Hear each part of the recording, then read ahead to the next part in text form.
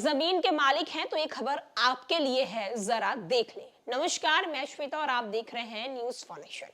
नए साल का आगाज हो चुका है और नए साल में कई नियम भी बदले जा रहे हैं और खास करके अब जमीन के जो लोग हैं, जिनके पास जमीन है, उन लोगों के लिए बड़ी खबर निकल कर सामने आ रही है। भूमि विवाद बड़ी समस्या है। राज्यों में होने वाली घटनाएं में अधिकांश वजह जमीन विवाद ही होता है। ऐसे में जमीन संबंधी समस्याओं के निदान के लिए नीतीश तेजस्वी की सरकार ने महत्वपूर्ण पहल की है।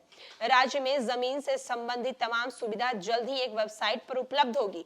राजस्व एवं भूमि सुधार विभाग जल्द ही इसे लेकर एक समेकित वेबसाइट तैयार कर रहा है। नए वेबसाइट में एक जमीन और जमीन वालों की परेशानी कमी होगी तो दूसरी ओर किसी की जमीन पर गलत नजर रखने वालों के मंसूबे पर भी पानी फिर जाएगा।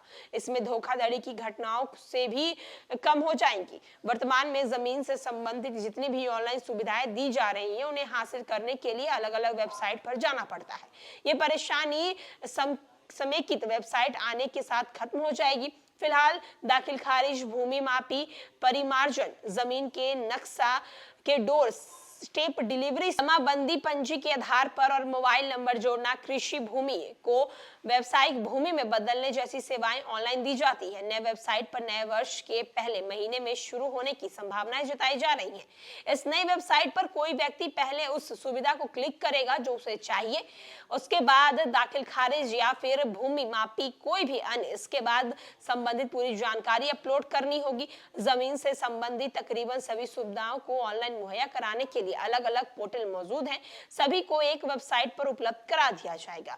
अगर किसी तरह की विभागीय सुविधा में कोई शुल्क जमा करने का प्रावधान है तो उसे भी ऑनलाइन जमा करने की संबंधित सुविधा का लाभ उठा सकते हैं। पोर्टल पर कोई व्यक्ति या एक से अधिक सुविधा के लिए एक साथ आवेदन कर सकते हैं। बस इसका आपस में सामंजस्य सही तरीके से होनी चाहिए। उसके बाद पहले पूर्ण होने के लायक होगा वे पहले मिलेगा, जो बाद में पूर्ण होने के लायक होगा वो बाद में मिलेगा। अधिकतर सेवाएं ऑनलाइन जरिए ही मुहैया कराने की व्यवस्था जारी की जा रही है। इससे लोगों को सरकारी कार्यालय चक्कर काटने की समस्या से निजात मिल जाएगी। इस पूरी प्रणाली में फीओ यानी पहले आओ पहले पाओ व्यवस्था लागू की जाएगी। जो व्यक्ति किसी सेवा के लिए पहले आवेदन करेगा उन्हें वो पहले मिलेगी। बाद में आवेदन करने वाले व्यक्ति को यानी कि क्रमवार तरीके से वेबसाइट के माध्यम से सेवा मुहैया कराई जाएगी। एक तरफ जहां बिहार में अगर हम घटनाओं की बात करें या अगर आपराधिक घटनाओं की बात करें तो उसमें अधिकतर मामले जमीन को लेकर आते हैं।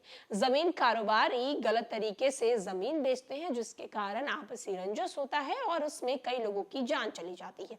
तो बिहार सरकार ने कहीं ना कहीं अपराधियों पर लगाम पाने के लिए और खास करके जमीन विवाद को कम करने के लिए नया तरीका सोचा है। राजस्व एवं भूमि विभाग की तरफ से वेबसाइट जारी कर दी जाएगी जिसमें जितने भी जमीन है जो बेचने के लायक है उनके सारे डिटेल्स उसमें मौजूद रहेंगे। और अगर किसी व्यक्ति को जमीन लेनी होगी या जमीन बेचनी होगी तो इस वेबसाइट पर जाकर पहले चेक कर लेगा। अगर कोई मामला कुछ गलत सलत लगा तो वो अपने अनुसार उस पर काम कर लेगा। फिलहाल के लिए इस खबर में इतना ही।